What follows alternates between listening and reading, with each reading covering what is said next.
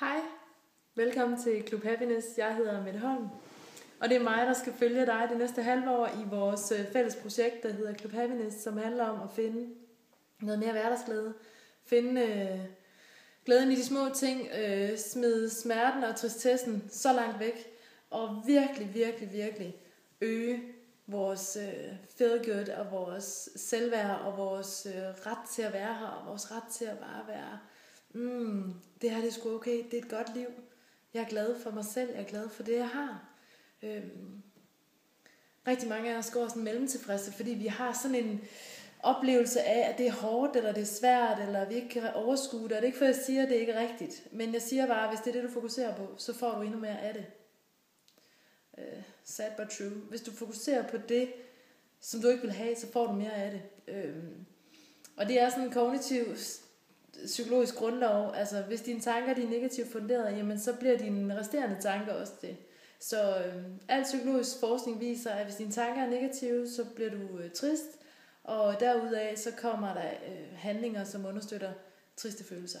Så uden at det bliver for teoretisk, så er det det, vi skal langt væk fra. Vi skal have boostet glæden, vi skal have noget fedt liv ind i det her liv, vi har. Medmindre du tror på et liv efter døden, så har du altså kun det her ene liv. Og vi kan lige så godt putte så meget som muligt godt ind i det som overhovedet muligt. Så du får her i Klub Happiness alt det bedste, som jeg overhovedet har i forhold til de psykologiske teorier. Men jeg plejer at sige, at teori er løgn, indtil det modsatte er bevist i virkeligheden. Så du får også mine erfaringer fra mit hverdagsliv.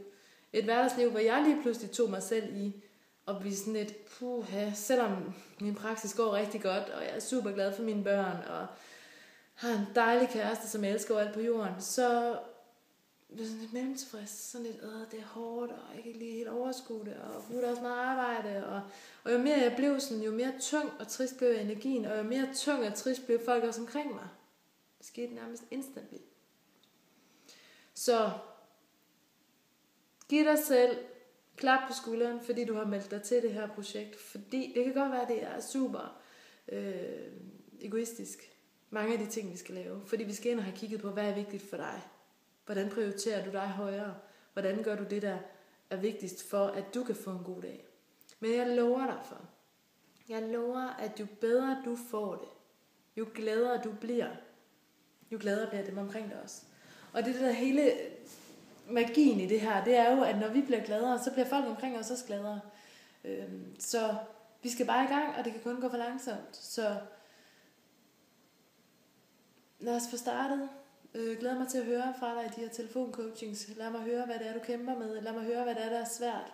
Og så vil jeg rigtig gerne høre, at du har taget en beslutning. En beslutning, som du mener. Fordi det er det, der går galt. Jeg er sikker på, at du mange gange har besluttet dig for at få det bedre. Jeg er sikker på, at du mange gange har besluttet dig for, at nu skal jeg til at gøre det her, jeg gerne vil for mig selv. Eller nu skal jeg til at lade være med at gøre det her, for det gør mig ked af det. Og alligevel, så dropper du det.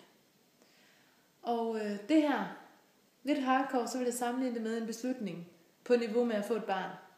Det er heller ikke noget, man bare beslutter, og så kan man lige sige, men det var ikke lige det, eller det gad jeg ikke lige alligevel. Så tag en beslutning om, at nu er det dig, der er vigtig. Nu er det din glæde, der skal stå i forgrunden. Og vi skal ikke rende rundt og blive lejle-lalle-glad. Det er slet ikke det her, det handler om. Det handler om, at vi skal have den her ressourcefølelse inde i os, hvor vi ved, at vi er gode nok, og vi får lys i øjnene, og vi gør de ting, der er gode for os, så vi bliver endnu mere strålende, så dem omkring os også bliver endnu mere glade. Og vi gør det ikke for de andres skyld, vi gør det for vores egen. Så velkommen til, og jeg glæder mig rigtig meget til at høre endnu mere fra dig, og skriv til mig, ring til mig, sms mig, hvis der er noget, du er i tvivl om, så vil lige få det på plads her fra starten af. Jeg glæder mig til at høre fra dig i dine telefoncoaching sessions, og så have det godt så længe.